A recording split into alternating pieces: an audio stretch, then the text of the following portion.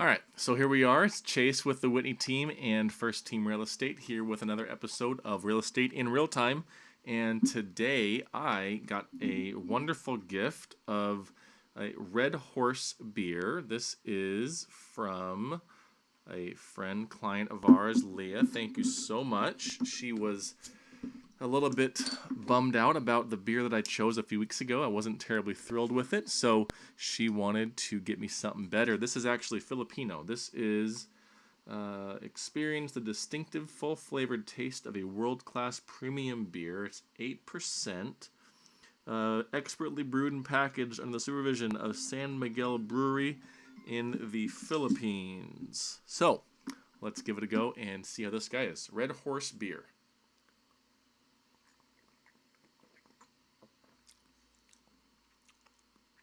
It's good. It has that kind of typical, but kind of that Asian flavor. You know, Sapporo, Kirin, that kind of profile. It's very easy drinking. I know that Kirin and Sapporo are both 4 or 5%. So to be this strong and not have that kind of alcohol, boozy taste to it, that's nice. So Leah, thank you very much. I really appreciate it. And if you have any others you want me to try later, I'm happy to pick them up anytime. So real quick, wanted to go over a market update. That's every other week we're doing one of these. I did skip last week. That's my bad. But hopefully back on every week here. So our local economist partner came out with his latest report yesterday night and wanted to kind of go over the numbers. I've been doing this. I've kind of gotten some numbers and some notes put down on here for previous reports as well. So if we take a look through here, what the bulk of this is saying now for this update is demand is absolutely through the roof. There are not enough houses to sell. The houses that do go on the market are selling usually with multiple offers, very quick off the market in the grand scheme of things. And what we've seen now, that as coronavirus, I don't want to say subsides, but as the world kind of moves on, has kind of gotten used to it, used to living with what's going on right now, and as some of the protocols have started to lift and people are back out of their houses again, we found that a lot of sellers aren't necessarily wanting to put their house on the market. It could be for a number of reasons. It could be because they're worried that prices aren't up. They could be worried that it's not a good time to sell. It could be a number of reasons. But that could not be further from the truth. There are a multiple amount of buyers out there looking for homes, and there's just not enough houses to sell right now. So if we look at this, what this is saying here, I know it's kind of small, but on the bottom I've circled the differences. So if we look at new listings to come on the market, March year over year, this year was down 26%. Now you remember March was the first 2/3 of the month. Everything was somewhat normal. We had the lockdown March 18th, I believe it was, and that's kind of when everything hit the fan. So that's the numbers weren't quite as bad for March. April, we were down 50% across Orange County as far as homes available for sale. And of course, the demand plummeted in April too. That was kind of the drastic downturn there. In May, year over year, down 27%. And then even in June, as restrictions are starting to lift here in Orange County and California as a whole, we're still down 25% through June 11th, that is. That would be last Friday. Average of about 33% over these 3.5 months in inventory dropping. Now, when we compare that, let me show you here this chart here, and I can send this out to you guys. Drop me a comment below. Let me know if you have any questions. I would love to. Oh, thanks, Andrea. I just saw your comment over here, so thank you very much. I got it for Father's Day. Got it for myself for Father's Day. It's a little bit early, but yeah. Anyways, so this chart here on the bottom shows the trending lines year over year for active inventory. Blue line, of course, is 2020, but you'll kind of notice that even in the coronavirus time, which I don't think my mouse is working for you to see, but if you look here on this blue line, it kind of flatlines. That's March and April. And then inventory starts to kind of follow the same trend. It goes up again as if you follow the lines from the orange, green, and purple here for prior years. It kind of follows that trend. And then if you look at the second half of May down to today in June, it looks as though inventory is dropping again. And that's just going to fuel the fire for prices to continue to rise. And as interest rates stay at their historic lows that they've been at, with no signs of them rising, it is an incredible time to buy a house if you can find something. And that's kind of the important message here. Let's go over the kind of overview here. I highlighted a few things. Demand, the number of pending homes sold over the prior month increased by 494 in the past 2 weeks, up 24%. And demand in the last 4 weeks has grown 56%. He goes on and says COVID-19's effect on housing has vanished. Last year there were 2,529 pending sales, 5% more than today. So we're almost on par with year-over-year numbers for demand. And again, the demand is right back to where it was pre-coronavirus. The expected market time for all of Orange County is 59 days, a hot seller's market. That's under 60 as a hot seller's market. Last year, it was 84 days. So we're in a much hotter market as far as market time and how long it takes for homes to sell, much hotter than it was last year at this time, which is crazy. And then I know a lot of folks are curious and wondering about distressed sales and short sales and foreclosures. Where are they? Are we going to see a whole bunch at the end of this year? Don't know. Maybe we don't know. No sign of that yet. But as of last night when this was run, distressed homes, both short sales and foreclosures combined, made up 0.5% of all listings and 1% of all the demand. There were 24 total distressed inventory. 24 homes distressed available for sale in all of Orange County. So holding out hope to find one, very tough. They just aren't there. This is not a short sale and foreclosure market. And this is kind of the chart that I kind of have been using each time I do one of these reports. I've written down, I know it's kind of small unless you zoom into full screen, which, why would you do that? I don't blame you.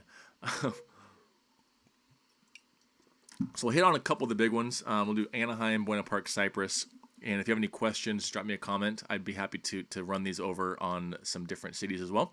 But Anaheim, demand is, since the last report, since 2 weeks ago, the demand is up from 90 to 116. So demand has increased about 25% in Anaheim. My math is correct.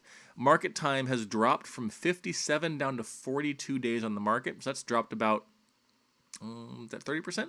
My math could be off. But I think that's about 30%. So Anaheim in general, all price points, of course. This is not taken into consideration the luxury market versus the condo market. This is everything, an average, of course. So market time is very much quicker than it was 2 weeks ago. Buena Park, demand has increased from 30 to 42, another 25-30%. And the market time has dropped from 46 down to 33, about 25% there. Cypress, this was crazy. So Cypress, if you remember, let me pull this up on my end over here too. If you remember a few weeks ago when I did this report, Cypress was actually one of the ones that was relatively unchanged. Where are we? June 2nd. Cypress, 2 weeks ago, the same numbers were dead even for demand, 22 over 22 for the previous 2 weeks, 50 to 61. So it actually went a bit slower in Cypress. Now, check this out. The demand almost doubled from 22 homes sold to 40 homes sold in the prior 2 weeks. And the market time, get this, has gone from 61 days down to 24 days expected market time, again, for all price points. And these, again, Cypress is mostly, hey, Nolan, thanks, Ben, good to see you. Thanks for tuning in. Let's see if I can do this. That's cool. Where was I? So we've gone from 2 months into a slight seller's market at 61 days down to 24 days, a scorching hot seller's market. Now again, what I was saying is Cypress is mostly in that 5 to $1 million price range. There are some condos under 500. Of course, Sorrento will spike into the millions, or 1.1, 1.2, 1.3, somewhere in that range. But for the most part, Cypress has got its bread and butter between 5 and $1 million. So pretty tight window there. And It is scorching hot. So if you live in Cyprus and you're thinking about selling, my goodness, what on earth are you waiting for? This is just, it could not be any hotter. This is, compared to last year, it's hotter. Compared to a few months ago, it's hotter. The demand is screaming. Mortgage applications are up from year over year now. We're not even in the hole anymore. So buyers are out there wanting to buy. Prices are not dropping. Let's go down to all of Orange County again. Here's the numbers on the bottom. Again, pretty small, but demand has increased 24%, like we mentioned earlier, from 2035 to 2529, a huge spike. And then the market time, how long it takes again for your home to sell once you put a sign in the yard and go on the MLS, has dropped 20% from 74 down to 59. So again, all in all, it is an incredible time to sell a house. As far as buying, and this was a comment that was mentioned earlier today on one of our meetings. And, buyers are looking for a deal, right? That's all buyers are looking for. They want to pay the lowest they can for a house. They want to get the best deal they can. They want to, have their cake and eat it too. Why wouldn't they, right? They're spending a whole bunch of money on a property. Why not try to get the best deal they can? But the comment was, right now, with the amount of buyers out there looking for the same kind of home, the deal right now is the interest rate. The deal is not the purchase price of the house. The deal is that interest rate that you're going to be stuck with for 30 years. And I mentioned this 2 weeks ago on one of these videos or podcasts I was doing, and it was in the same vein. Once you purchase the house and you shared with your folks, with your friends, with your coworkers, kind of what you paid, right? And that sticker shock kind of wears away after a month or two or three. That number is, again, it's not irrelevant, but it's of little importance. I know your property taxes are tied to it, but aside from that, the number you should be focusing on is that payment. And remember that for every percent that an interest rate changes, your purchasing power changes by 10%. What that means is, take round numbers. If the interest rates today are 5% or 4%, which they're not, they're more like 3.25%, but just round numbers. $500,000 house at 4%. If the interest rate goes up 1% to 5%, your purchasing price went from $500 down to $450. It's a huge difference. And we just closed escrow with some clients about a month ago. They were looking in July of last year, and they were looking at a house that was priced about $830. I think it was $832 was the house they were looking at, and the rates were about 4.25. They ended up waiting, not because of the interest rates, but they waited for a couple other reasons. We closed escrow a few weeks ago at $810 for a same floor plan, different location, but same floor plan, $810.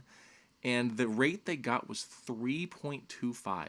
They're saving about $400 a month on not only the purchase price is pretty close. 20 grand is in the grand scheme of things not a big difference. Almost $400 a month because of the interest rate. So remember, I know prices have gone up a little bit year over year, and they should be going up later in the year as well. Pay little attention to that. I would really, really rather you focus on the interest rate, the qualifications, and what type of loan program you can get, because that's what's going to stick with you. And that's the buying side. And we do have access right now to a new loan that is out there. It's called the GSFA, sorry. And that's a zero down program. It's a tremendous opportunity if you qualify, and if we can get you in with zero down or some down payment assistance right now to even help kind of get you over that hump. What a great time. Leah, there she is. Leah, the beer supplier. I love it. There it is. It's a little blurry here. There it is. So thank you. So if you have any questions, I'll stick on for just a second, but hope that information was good. I hope that's helpful.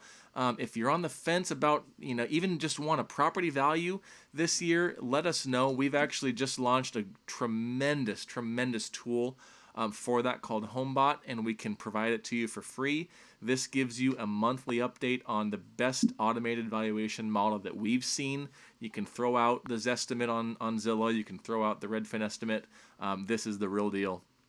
And also, it tracks your loan on your property and can actually give you ways to save money on it, to pay off early and show you how much interest you're going to save by paying an extra $50 a month, extra $100 a month, what that looks like.